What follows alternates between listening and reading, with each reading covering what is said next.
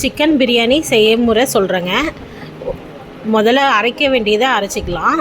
மிக்சியில் சின்ன வெங்காயம் ஒரு 10 பீஸ் போட்டுக்கோங்க. தக்காளி ஒரு 3 போட்டுக்கோங்க.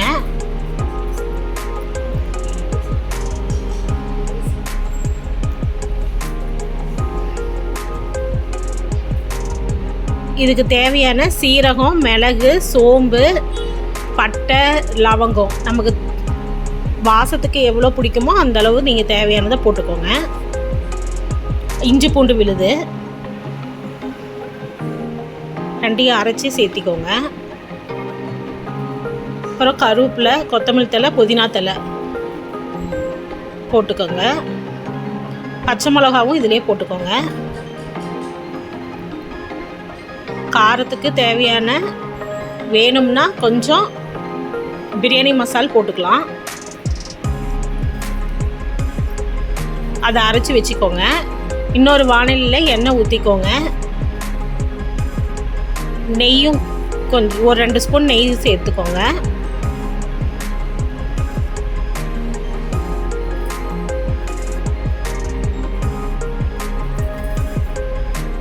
நல்லா உருகினதுக்கு அப்புறம்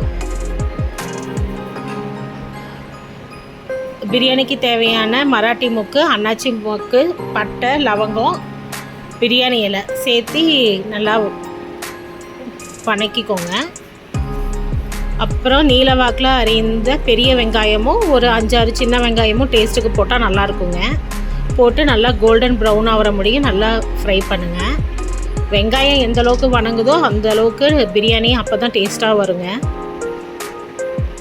வெங்காயம் நல்லா வணங்கினதுக்கு அப்புறம் கொஞ்சம் கொத்தமல்லி தழை, புதினா தழை சேர்த்திக்கலாம். கருவேப்பிலையும் சேர்த்துக்கோங்க. எல்லாம் சேர்த்து நல்லா வணக்குங்க. நல்லா கோல்டன் ப்ரௌன் ஆகணுங்க ஆனியன். அப்போ தான் பிரியாணி டேஸ்ட்டாக இருக்கும்.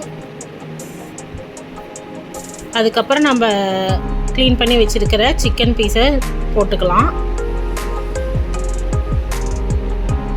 நல்லா கிளறிக்கோங்க. மஞ்சத்தூள், உப்பு சேர்த்துக்கோங்க சிக்கன் பீஸ் போட்டதுக்கப்புறம்.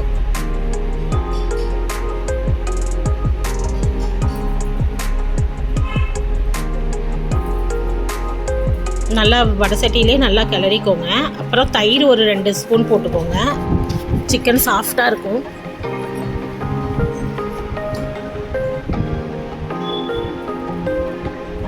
நல்லா மேட்ச் பண்ணி கிளறிக்கோங்க. அப்புறம் நம்ம அரைச்சி வச்சுருந்த கிரேவியை அதில் ஊற்றிக்கோங்க.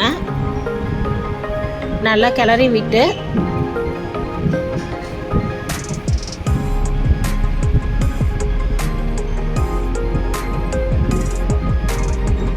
லெமன் கொஞ்சோண்டு தேவைக்கு ஊற்றிக்கோங்க.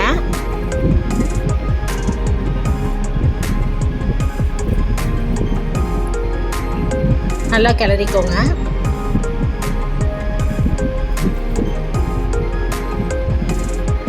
அப்புறம் இதை நம்ம வேக வைக்க வேண்டியது தான்.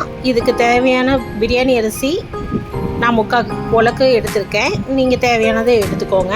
இதை குக்கரில் இந்த கிரேவியை முதல்ல நம்ம சவுண்டு விட்டு வேக விட்டு எடுத்துக்கலாம். அரிசியை ஊற வச்சுக்கோங்க. அதுக்கப்புறம் நம்மளுக்கு வெந்த உடனே இந்த தண்ணியை இருத்துட்டு அரிசிக்கு உண்டான தண்ணி இதுலேயே நீங்கள் அளந்து ஊற்றிக்கோங்க. இந்த கிரேவியவே 1 கப் அரிசிக்கு 2 கப்பு தண்ணி நாங்கள் ஊற்றுவோம். உங்களுக்கு நீங்கள் எப்படி வேணுமோ அந்த மாதிரி நீங்கள் ஊற்றிக்கோங்க, உங்கள் அரிசிக்கு தகுந்த மாதிரி. இப்போ அரிசியை போட்டுருங்க. கிரேவி நல்லா கொதி வந்தவுடனே அரிசியை போடுங்க. இப்போ குக்கரை மூடி வச்சு ஒரு சவுண்டு விட்டு எடுத்திங்கன்னா பிரியாணி ரெடி ஆகிடும். உப்பு சரி பார்த்துக்கோங்க. இது பிடிச்சிருந்தா சப்ஸ்கிரைப் பண்ணுங்கள், லைக் பண்ணுங்கள், ஷேர் பண்ணுங்கள்.